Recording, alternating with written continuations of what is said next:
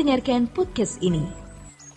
Injil Lukas pasal 13 ayat 23 dan ayat yang ke-24 melengkapi apa yang telah kita pelajari di pertemuan lalu, saudara.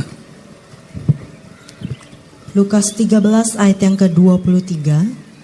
Dan ada seorang yang berkata kepadanya, Tuhan, sedikit sajakah orang yang diselamatkan?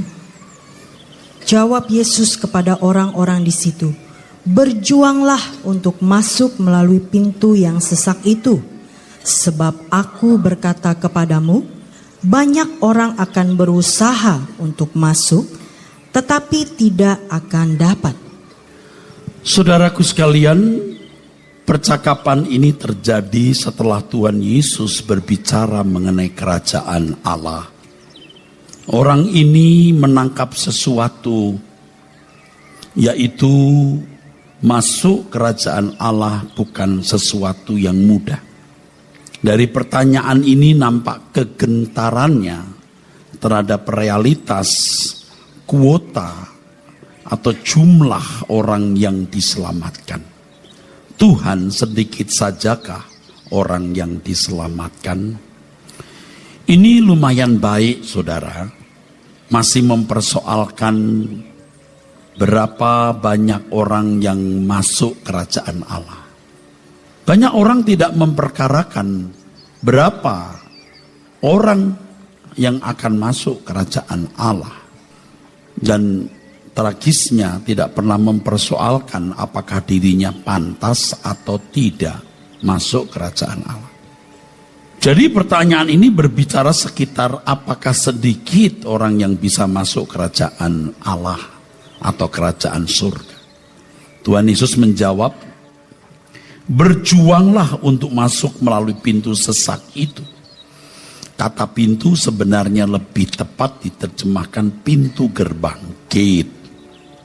Walaupun Tuhan tidak menghendaki seorang pun binasa, walaupun Tuhan tidak menghendaki seorang pun masuk neraka, tetapi Tuhan tidak membuat jalan masuk ke dalam kerajaan Allah itu mudah. Jawaban yang Tuhan Yesus kemukakan itu jelas menunjukkan bahwa tidak mudah seseorang masuk kerajaan Allah.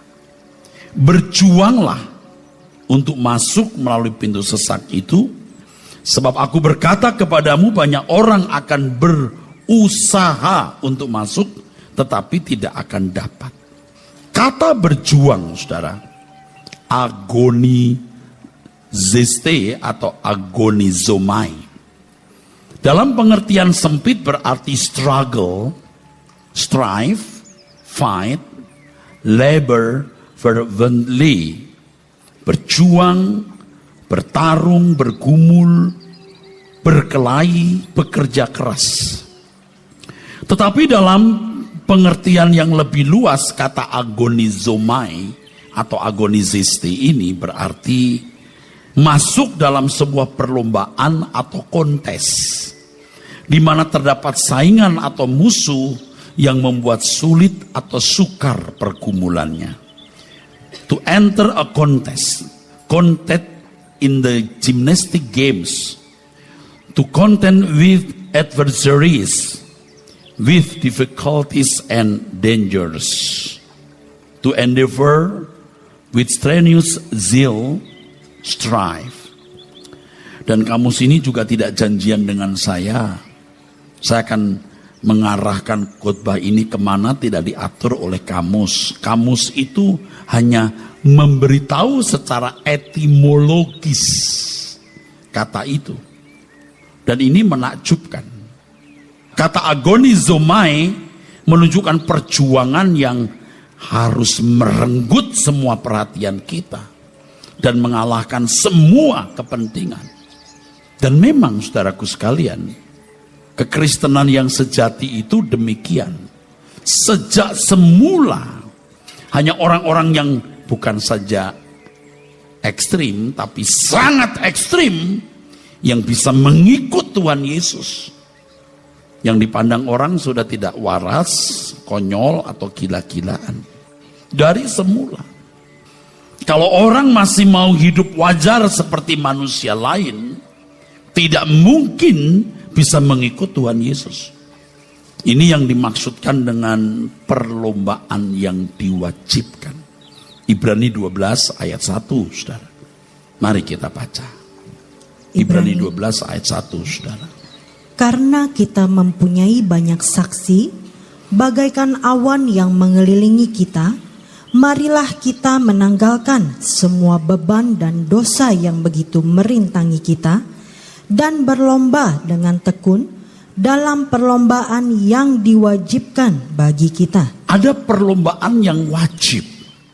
Kerajaan Allah itu, saudaraku, memutarbalikkan keadaan, menjungkir balikkan tatanan, saudara. Sungguh. Bahkan perkawinan pun bisa diturunkan dari tatanya. Ada orang yang tidak menikah karena kerajaan Allah. Menikah itu tidak wajib.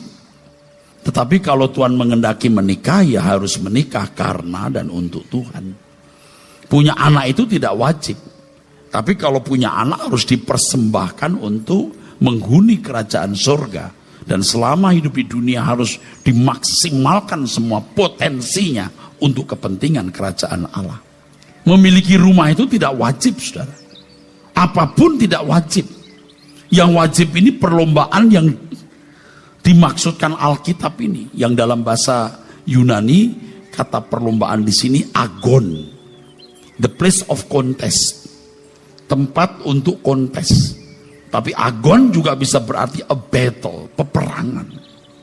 Segala sesuatu menjadi tidak penting demi kerajaan Allah ini. Itulah sebabnya Alkitab mengatakan baik kau makan atau minum atau melakukan sesuatu, lakukan semua itu untuk kemuliaan Allah. Bapak Ibu harus memahami panggilan sebagai orang percaya itu luar biasa, saudaraku.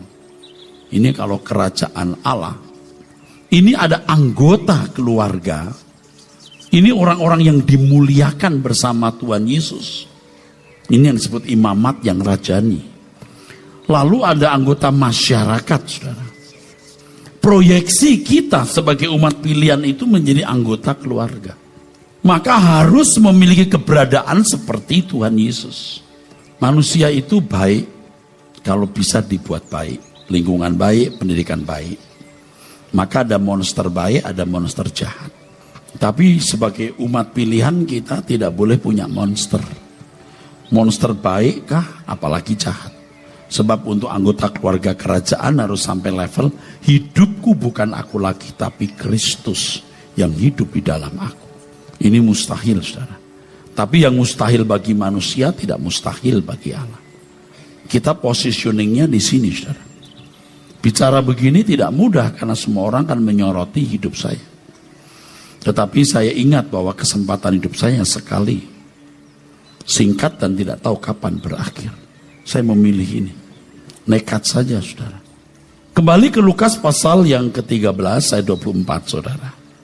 Jawab Yesus kepada orang-orang di situ, berjuanglah untuk masuk melalui pintu yang sesak itu. Sebab aku berkata kepadamu, banyak orang akan berusaha untuk masuk, tetapi tidak akan dapat.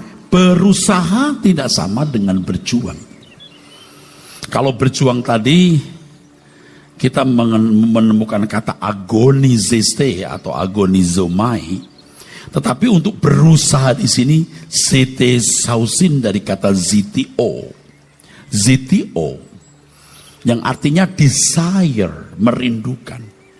Tetapi kata zitio dalam pengertian luas berarti to seek in order to find. Mencari sesuatu untuk mendapat. Tuhan Yesus menunjukkan bahwa untuk masuk kerajaan Allah dalam konteks hidup umat perjanjian baru, tidak cukup dengan merindukan. Tidak cukup dengan mengharapkan. Bahkan tidak cukup dengan mencari dengan kadar tanpa perjuangan. Bapak Ibu, semua ini kan tidak mau masuk neraka, merindukan masuk surga. Mencari Tuhan, betul. Tetapi apakah kita ini memiliki perjuangan? Tidak ada orang yang merindukan neraka, tentu Semua kita berusaha untuk dapat menghindari neraka dengan mencari kerajaan Allah. Tetapi kadar pencariannya, apakah sudah sampai tingkat berjuang? Dalam kehidupan orang Kristen, orang yang pergi ke gereja, mengambil bagian dalam kegiatan pelayanan sebagai aktivis, bahkan menjadi rohaniwan seperti saya atau pendeta, belum tentu sudah berkategori berjuang. Tidak sedikit orang ke gereja hanya untuk kepentingan hidup di bumi. Aktivis ya karena empati simpati dengan kegiatan gereja, atau menjadi pendeta dengan 1001 motivasi. Yang penting perjuangan di sini, saudara. Nah, perjuangan apakah itu? Nanti kita akan melihat. Pertanyaan penting terkait dengan hal ini adalah, mengapa masuk ke dalam kerajaan Allah sukar? Mengapa Tuhan tidak mempermudah? Nah, di sini kita menemukan tatanan Tuhan. Justru Allah yang benar itu Allah yang punya tatanan. Surga yang benar itu adalah surga yang tidak sembarangan orang bisa masuk. Bayangkan kalau surga itu tempat di mana seorang pria akan disambut dengan 7 bidadari yang cantik-cantik dan perawan-perawan. Surga macam apa? Masa ada poligami di sana? Bagaimana dengan wanita yang masuk surga? Apakah akan dijemput 7 gigolo? Itu kotor, sudah ngeres otaknya itu. Miskin. Surga kita tidak demikian. Nah, untuk itu kita baca ayat 24. Jawab Yesus kepada, Maaf, 25 sekarang. jika tuan rumah telah bangkit dan telah menutup pintu, kamu akan berdiri di luar dan mengetok-ngetok pintu sambil berkata, Jadi possibility masuk neraka itu selalu ada. Anda harus pertimbangkan itu. Jangan dinabobokkan dengan satu pengertian seakan-akan ke surga itu mudah. Seakan-akan kalau Tuhan Yesus sudah mati di kayu salib itu otomatis orang Kristen masuk surga. Itu jahat, menyesatkan. Possibility masuk neraka sama besarnya dengan possibility masuk surga. Allah itu adil. Bukan tidak mungkin Anda termasuk orang yang berdiri di luar pintu ini loh. Pikirkan itu. Saya bukan menakut-nakuti, saya bukan mengancam. Saya mengajak kita berpikir logis, jujur, fair. Ulangi ayat 25. jika tuan rumah telah bangkit dan telah menutup pintu, kamu akan berdiri di luar dan mengetok-ngetok pintu sambil berkata, Tuan, bukakanlah kami pintu. Dan ia akan menjawab dan berkata kepadamu, Aku tidak tahu dari mana kamu datang. Aku tidak tahu dari mana kamu datang. Kalau bahasa Indonesia ini dipahami secara dangkal, ya ini bahasa dangkal. Dari mana kamu datang. Tapi dalam teks aslinya ada kata poten. Ini menunjuk condition. Aku tidak tahu kondisi macam ini dari mana. Itu maksudnya. Not just, bukannya berarti from where, dari mana. Tapi juga from which, from what source. Ini kondisi apa? Sumbernya dari mana? Jadi jangan berkeyakinan Kristen itu pasti masuk surga. Yang penting batinia saudara loh. Sikap batiniamu ini. Apa yang mewarnai jiwamu? Hanya beragama tidak menjamin masuk surga. Dalam konteks ini saya sedang bicara dalam lingkungan Kristen. Jangan merasa sudah jadi Kristen Anda pasti masuk surga loh saudara. Possibility masuk neraka ada dan selalu ada. Kecuali kita sampai pada tingkat di mana kita tidak mungkin lagi murtad. Ayo kita sadar saudara. Terus? Maka kamu akan berkata, Kami telah makan dan minum di hadapanmu, dan engkau telah mengajar di jalan-jalan kota kami. Tetapi ia akan berkata kepadamu, Ya, sebentar. Saya bisa menghayati perkataan Tuhan ini sekarang, saudara, baru sekarang. Saya bersama-sama dengan banyak orang di sekitar saya. Saya kadang-kadang menemukan kelas atau level orang-orang ini ada yang tidak layak menjadi anggota keluarga kerajaan. Cuman saya tidak bisa ngomong. Ini kok begini kelasnya ya. Bagaimana menjelaskan? Alkitab mengatakan pada hari itu aku akan berterus terang. Ini yang kukatakan, satu-satunya yang kuucapkan. Homologeo, teks aslinya. To declare. Hanya ini yang kuucapkan, ini declare-nya. Aku tidak kenal kamu. Tuhan tidak memaksakan kebenaran. Tuhan mengajarkan, adapun saudara terima atau menolak tergantung saudara. Saya melihat orang-orang yang kurang tekun, tidak tekun saudaraku. Saudara jangan pikir saya tidak mati-matian. Saya punya daging yang mau dipuaskan dan jiwa yang sudah terlanjur rusak. Tetapi saya memilih untuk mencapai standar yang Allah kehendaki. Itu sulit sekali. Tetapi Tuhan berjanji bahwa yang mustahil bagi manusia tidak mustahil bagi Allah. Oke, teruskan. Ayat 27. Tetapi ia akan berkata kepadamu, aku tidak tahu dari mana kamu datang. Enyahlah dari hadapanku, hai kamu sekalian yang melakukan kejahatan. Kejahatan di sini adikia. Adikia itu artinya unrighteousness of heart and life. Ketidakbenaran di dalam hati. Nah, siapa yang bisa baca ini? Ketidakadilan, ketidakbenaran di dalam hati. Bapak Ibu saudara sekalian, jangan berpikir hanya orang Kristen yang baik. Banyak orang non-Kristen pun baik. Di satu pertemuan berbagai aliran agama, saya pernah mengemukakan begini, saudara, yang masuk surga itu bukan orang Kristen. Bukan agama A, B, C, D, E saya sebut. Tapi orang baik. Kristen gak baik juga masuk neraka. Nah Bapak Ibu harus mengerti bahwa kebenaran di dalam hati juga dimiliki orang-orang di luar Kristen. Pada waktu ada acara minta tolong di salah satu TV swasta, saya beberapa kali melihat dan tidak selalu, tapi beberapa kali saya menangis. Dan Tuhan mempertemukan saya kesempatan bisa lihat lagi. Kan saya ini sibuk sekali saudara. Herannya beberapa kali saudara. Dan saya beberapa kali menangis. Lihat mbok-mbok yang bawa nampan dari bambu, tampah. Dengan jualan kue yang hanya dapat untung belasan ribu. Atau paling banyak puluhan ribu, tidak sampai ratusan ribu loh. Demi menolong seorang anak, dia titipkan itu dagangannya, dia gendong itu anak untuk ke rumahnya. Nangis saudara saya. Jangan berpikir orang begini masuk neraka. Moral macam apa di otakmu memandang Tuhan? Tapi dia bukan orang Kristen, Pak. Saudara harus memahami di masyarakat atau di suku bangsa manapun ada kebenaran-kebenaran yang mereka pahami. Dan Alkitab katakan orang akan dihakimi menurut perbuatan yang tertulis di dalam kitab-kitab itu hukumnya.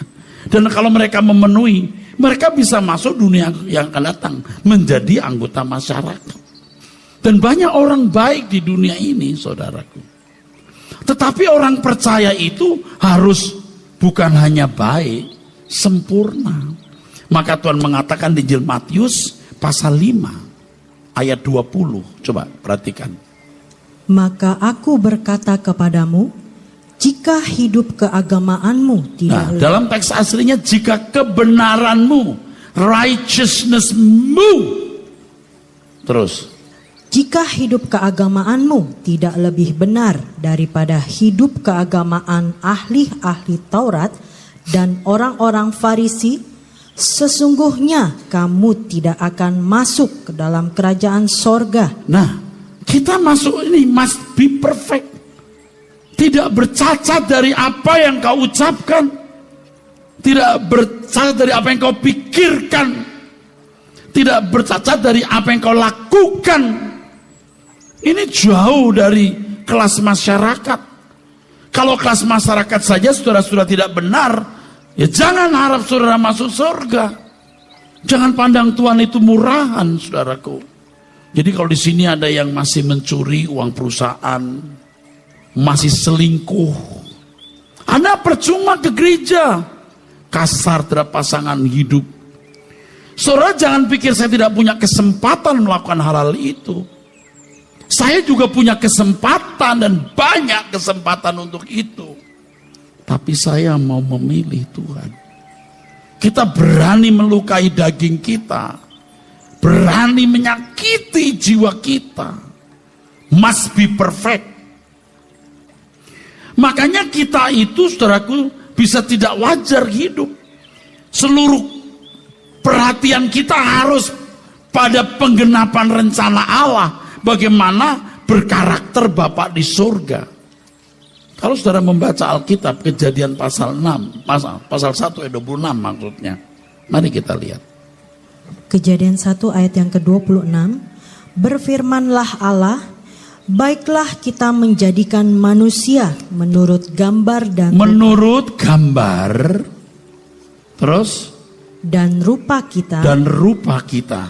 Ini kan baru program. Gambar dan rupa ini sebenarnya baru program, baru rancangan. Dulu kan kalau kita dengar ya Allah menciptakan kita menurut gambar dan rupa Allah. Itu rancangan. Menurut gambar dan rupa itu rancangan. Kalau gambar ini selem, kalau rupa ini demut, itu baru rancangan.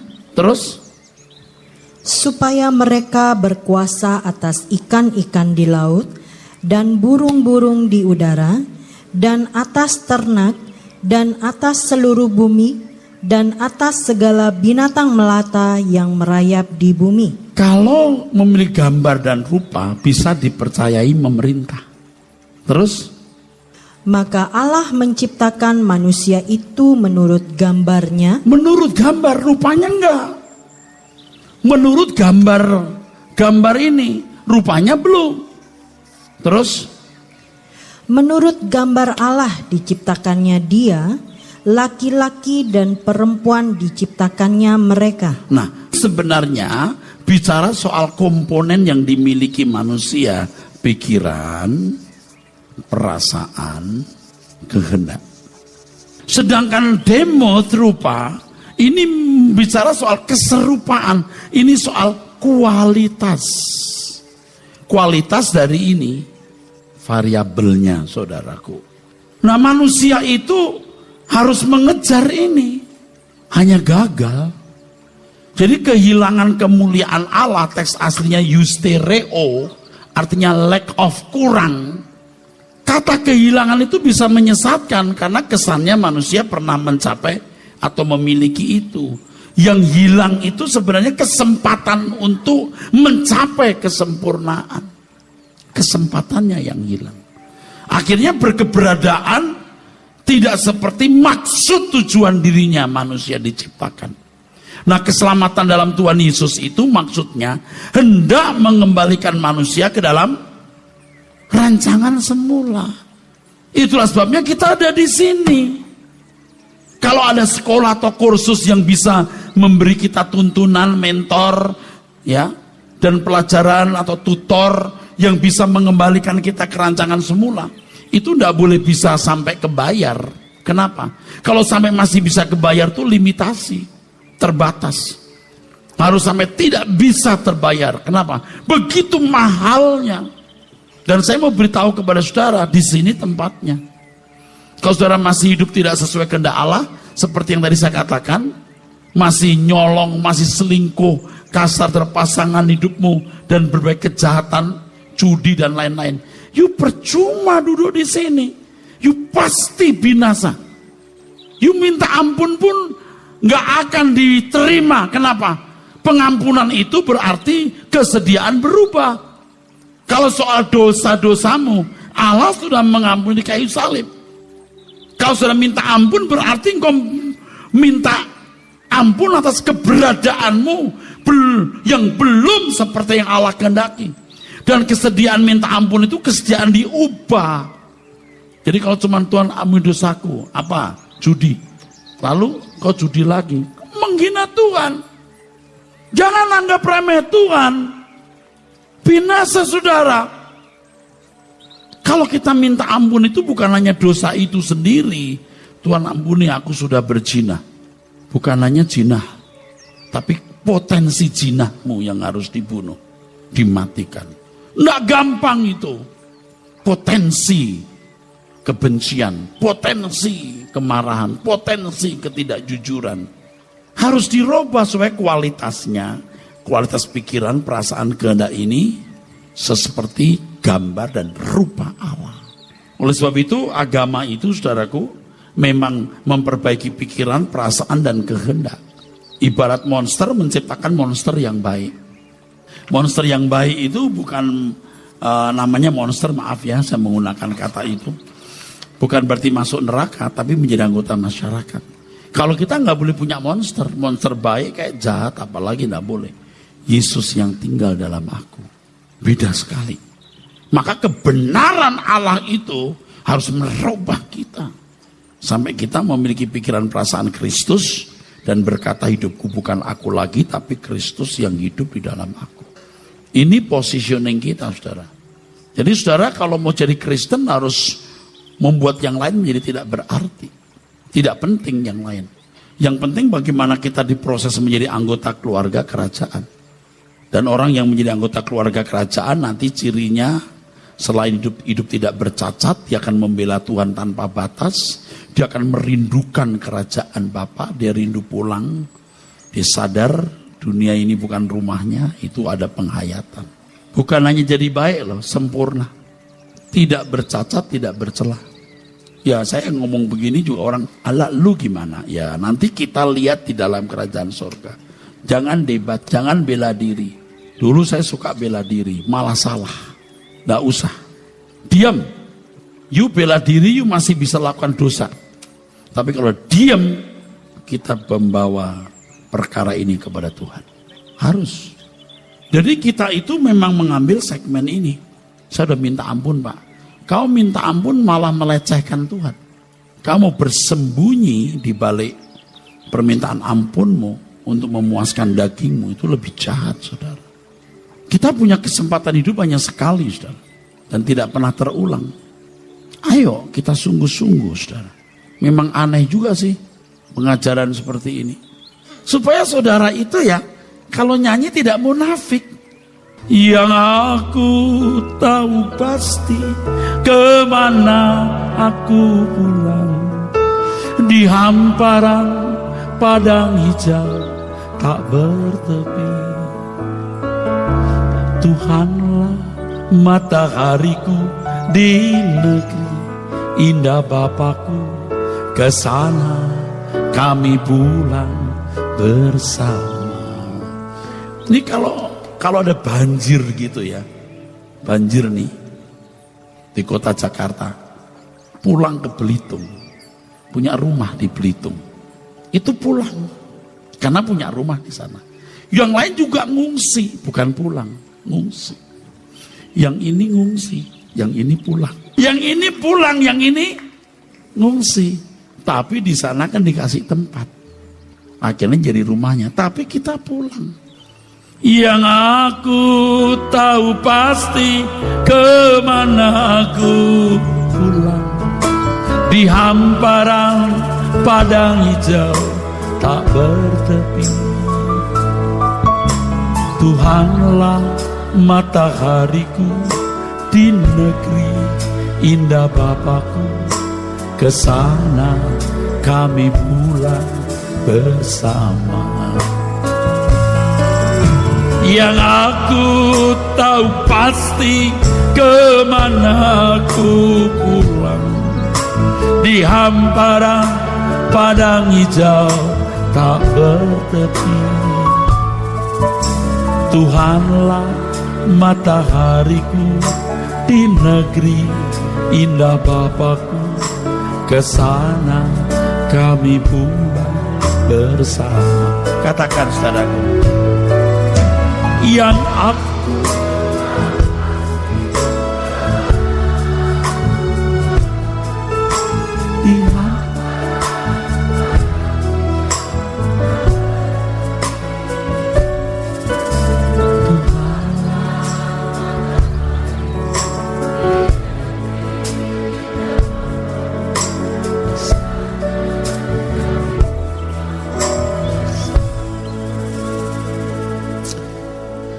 Dari semua pemandangan alam yang saya lihat di luar negeri, tidak bermaksud apa-apa, pemandangan alam, New Zealand itu yang paling indah. Sungguh, kalau kita melewati pegunungan seperti puncak, kita lihat bawah, tidak sembarangan orang boleh bangun rumah. Pagarnya pun juga dari pohon yang dipotong, cantik sekali, cantik. Tapi 10 hari di New Zealand, mabuk juga. Aku mau pulang ke negeriku. Sebenarnya puncak itu tidak kalah bagusnya.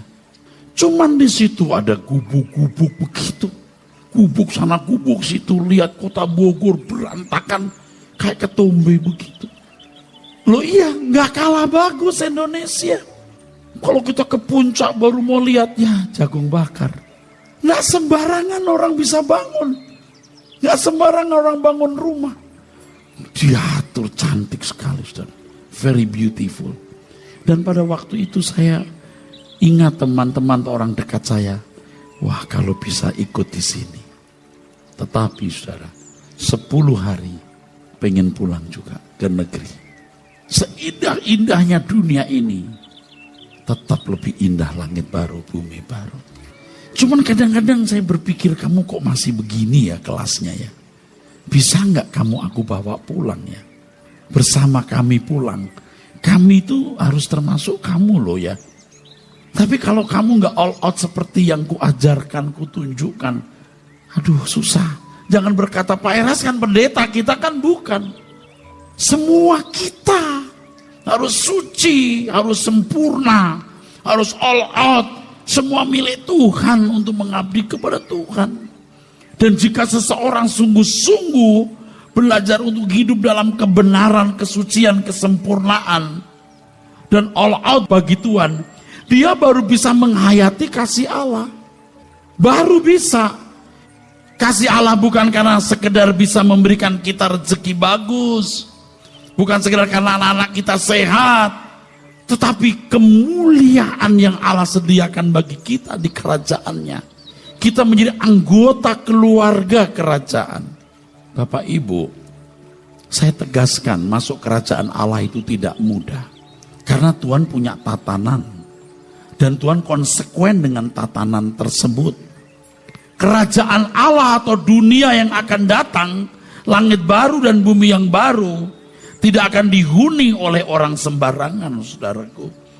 Itu baru Allah yang benar. Itu surga yang benar. Bukan surga yang seorang pria akan dijemput 7 bidadari yang masih perawan-perawan. Otak poligami seperti itu otak ngeres.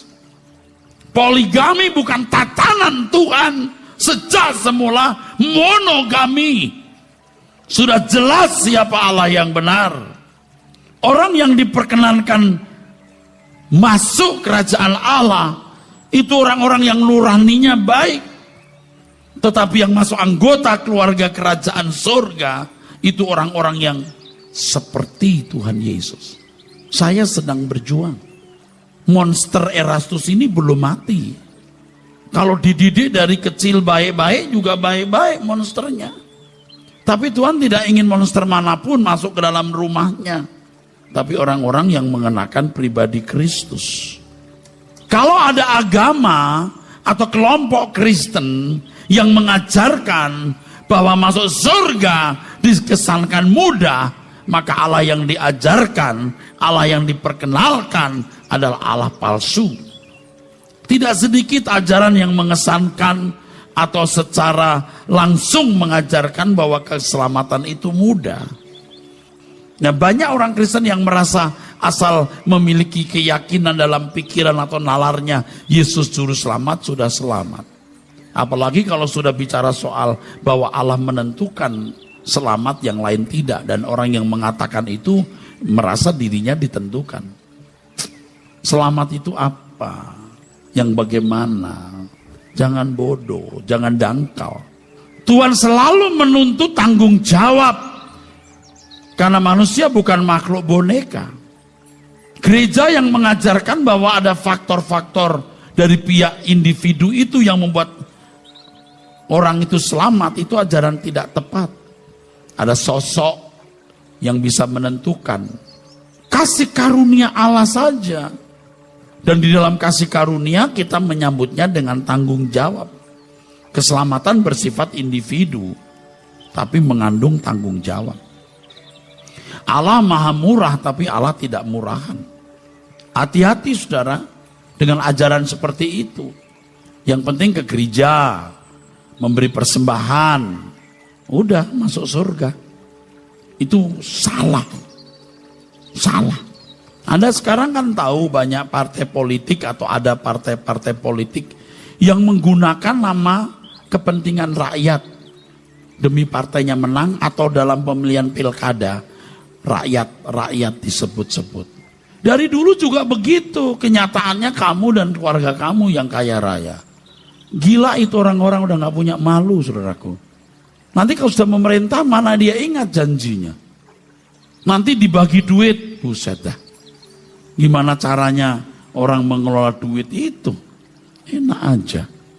Sekarang muncul lagi agama jadi komoditas. Ayo kita bela agama kita. Nggak usah bela Tuhan, Tuhan itu sudah kuat. Yang dibela itu rakyat kecil. Yang dibela itu negara dengan membayar pajak dan menuruti hukum. Dan satu lagi, membela pemerintahan yang sedang memerintah. Jangan bikin gaduh dong.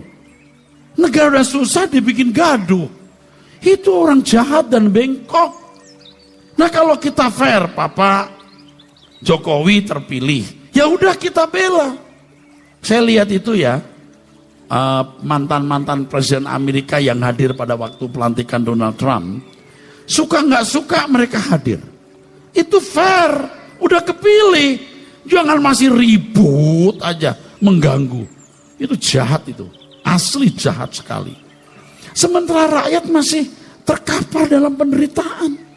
Ya saya itu kan bukan pro siapa-siapa, kalau saya punya naluri, ini kayaknya presiden ini baik ini, Pak Jokowi ini ya, kita dukunglah supaya memperbaiki negeri ini. Kan begitu saudara-saudara. Ini ribut aja, gaduh gitu.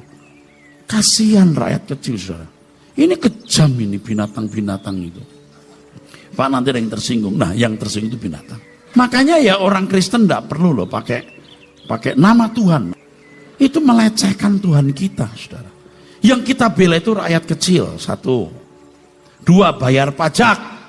Jangan melanggar hukum. Lalu dukung pemerintah yang sedang memerintah hari ini. Itu saja.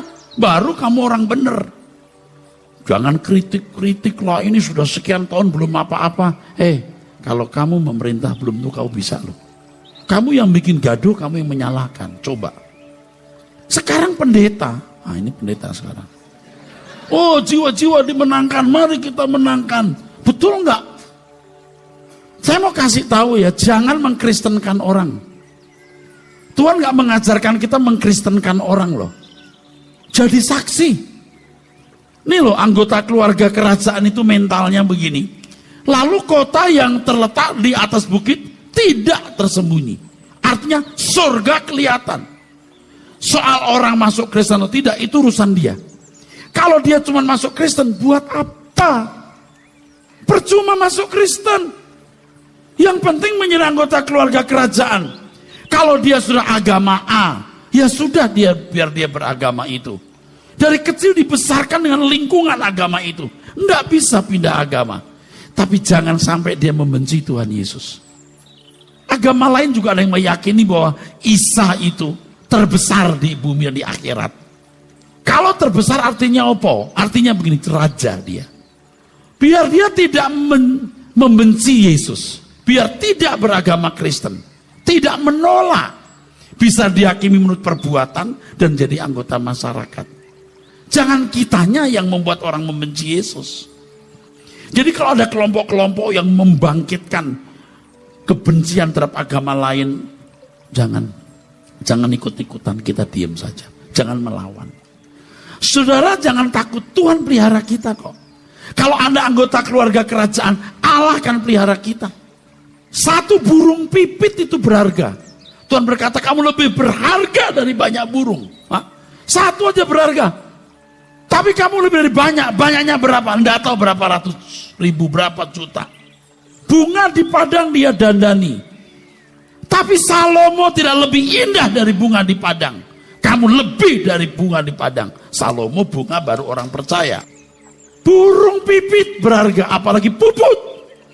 Bunga di padang didandani, apalagi bunga Citra Lestari. Tapi dia bukan orang Kristen. Dia bukan orang Kristen, tapi dia bukan orang kafir. Dia orang beragama. Dan Tuhan cinta semua orang. Jangan karena tidak seagama dengan saudara, saudara berkata kafir. You menghina undang-undang dasar loh. Karena undang-undang dasar mengakui agama-agama itu. Jadi saudara harus menghargai agama orang lain. Dan tidak mengkafir-kafirkan orang yang non agama saudara. Yang masuk surga itu bukan orang Kristen atau orang agama A, B, C, D. Orang baik. Kalau you Kristen, you harus sempurna. Tapi Pak Bunga Citra Lestari agama lain. Yesus pun mati untuk dia. Masuk apa? You mau percaya siapa sekarang? Tuhan mati untuk semua orang nih, salib nih. Supaya bisa dihakimi perbuatan dan kalau baik dan tidak menolak, tidak membenci Yesus, jadi anggota masyarakat. Tapi kalau kita harus must be perfect, ini yang benar. Nggak usah narik-narik orang masuk agama kita. Nggak usah. Itu Allah yang miskin dan bodoh. Allah yang sibuk cari pengikut. Miskin Allah seperti itu. Allah yang benar, Allah yang mencari orang-orang baik dan yang sempurna seperti dia.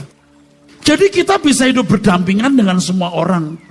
Jangankan dengan orang beragama, orang ateis pun juga bisa kita berdampingan. Kalau dia ateis, masa kita mau paksa? Itu kesaksian orang yang pernah tinggal di Jepang. Nggak jelas agamanya apa orang Jepang. Shinto, Allahnya mana? Nggak jelas. Tetapi Anda tahu, Tokyo pernah menjadi kota teraman di dunia. Dia punya kamera ketinggalan di box telepon. Dia sudah pergi, balik lagi, tetap ada. Ngerti nggak, saudara? Jangan bilang kafir dong. Di New Zealand, di beberapa negara Eropa, yang dikatakan kafir juga. Kadang-kadang oleh orang tertentu. Ini ada orang-orang tertentu, tapi kita nggak usah pikirin lah itu, Pak. Ini orang-orang New Zealand pun juga belum tentu orang Kristen yang baik loh. Belum tentu ke gereja juga. Tapi budayanya bagus. Bisa belanja, krek-krek, barcode-nya dia taruh barcode sendiri, dia bayar, krek-krek. Coba. Kalau di sini timbangannya hilang. Orang bisa jualan buah di depan rumah, dia kan punya buah. Nimbang sendiri, taruh uang sendiri loh. Bayangkan saudara. Kan ada orang yang mau taruh buah di depan rumahnya, enggak tahu buah dari mana, mungkin buah dari kebunnya dia. Terus orang nimbang dapat berapa itu per kilo dikasih, tinggal di situ. Ditinggal aja. Buset ya. Waduh, kalau di sini nggak usah buahnya. Timbangannya plus uang di dalam kotak itu hilang kabeh. Nggak usah jauh-jauh di Singapura. Orang ngaku free thinker. Saya tanya, are you Christian? No. Muslim? No. Buddhist? No. What for life? Untuk apa hidupmu ini? I am free thinker, sir. Oh, aku pemikir, aku orang bebas. Nggak beragama. Begitu barang kita ketinggalan di jok belakang, dia bisa obo-obo itu hotelnya untuk mengembalikan barang kita. Coba. Wah, supir taksi seperti ini juga ada di Indonesia, tapi yang berapa banyak nggak tahu. Jangan-jangan begitu supir taksi turun, wih, kok ada yang mau ditinggal? Dia pikir rezeki nomplok. Aduh, bahaya. Saudara, Tuhan itu akan lindungi anak-anak kita. Jadi Bapak Ibu, jangan takut. Dunia kita gonjang-ganjing begini, takkan terus gonjang-ganjing. Analis ekonomi, analis politik menunjukkan bahwa tidak pernah dunia serentan hari ini. Kemungkinan perang, kemungkinan masa resesi dunia, itu bisa terjadi setiap saat. Tidak pernah serentan hari ini. Saya baca di koran, dan memang bisa terjadi. Kata firman Tuhan tidak pernah menjadi baik, saudara. Pakistan saja sekarang sudah bisa bikin rudal yang bisa menjangkau ribuan kilometer. Pakistan. India sudah punya nuklir. Korea itu nggak main-main, saudaraku sekalian. Korea Utara maksudnya. Itu sudah punya rudal balistik antar benua yang berhuludak nuklir. Tapi Amerika nggak mau kalah, dia taruh anti rudalnya mau di Korea Selatan. Itu Cina marah kan, sampai nggak mau ketemu sama Presiden Korea Selatan. Karena kalau rudal anti rudal, kalau dipasang di situ, dia akan kontrol seluruh Cina. Ini setiap gerakan rudal dibaca di atas. Amerika juga nggak bodoh, saudara, satelitnya dibanyakin. Mereka punya Iron Dome yang bisa menutup Amerika. Karena menurut Korea dia bisa menjangkau Washington, Seattle, Los Angeles, Pasadena. Wah, Amerika kan nggak mau kalah. Rudal keluar dikacaukan komputernya. Kemana itu rudal kalau nggak akan Ancol? Itu rudal kacau begini, bingung. Wah, dicari. Wah, Monas. Jadi saudara jangan mengatakan, oh jauh Pak Monas, Pak kita Kelapa Gading. Jangan khawatir, yuk kebagian. Radius sekian puluh kilometer kebagian, saudaraku. Rumah saya 10 menit dari Monas, 5 menit dari Monas. Kenyang. Tapi saudara saya ajak pulang. Tapi layak enggak pulang. Dan Tuhan bilang, yang itu enggak boleh. Saya enggak tahu dari mana dia. Saudara jangan begitu. Amin. Nurut saja saudaraku. Ini gereja begini udah mulai jarang nih. Aneh pendetanya. Tapi ini standar yang benar. Ini ya, bapak-bapak, ibu-ibu yang sudah lanjut umur, yuk akan naik nih, duluan. Ini benar, yuk duluan. Tadi saya dapat SMS, Pak ini udah usia 83 nih Pak, pengen ngomong sama Pak, pengen ketemu, kan sering orang mau salaman. Ya aduh, karena diberkati oleh firman Tuhan di hari tuanya, waduh, dia merasa mau berterima kasih. Saya bilang, ya deh, mana teleponnya, saya temuin, saya telepon nanti. Saya sudah berapa kali tuh ngadepin begini. Om, tante, saya. Siapa? Erastus om, tante. Oh, benar, Erastus. Pendeta Erastus ya? Iya, tan. Benar, iya. Saya sih mau ngomong gini, tante gak usah mesti ketemu saya sekarang. Tante pulang duluan aja. Ntar saya nyusul. Ya iyalah Anda. Waktu di Lampung kemarin nyanyi lagu pulang, dia berkata begini, ada pendeta tua, ini cocok buat saya, ini yang cocok buat saya. Alah om, sebelum om buat saya dulu. Jadi saudara, kita mau sungguh-sungguh. Amin. Hidup saudara cuma satu, ngurus keluarga, 2 cari duit, uang, 3 gereja. Kalau reuni-reuni udah gak usah ikut. Itu bikin rusak loh reuni itu. Kalau temanmu bilang, aduh kamu sekarang reuni lagi nih, sombong amat sih. Kamu udah ninggalin ke kami. Udah. Ini bukan urusan lagi. Tinggalin, jangan nanti reuni jadi sombong. Aku punya ini, aku punya itu. Terus cinta lama bersemi kembali. Aduh. Ketemu pacar lama jadi nyambung lagi. Ya anak udah 5, udah punya susu 2, masih nyambung nih, gimana sih? Kita bertobat ya. Amin.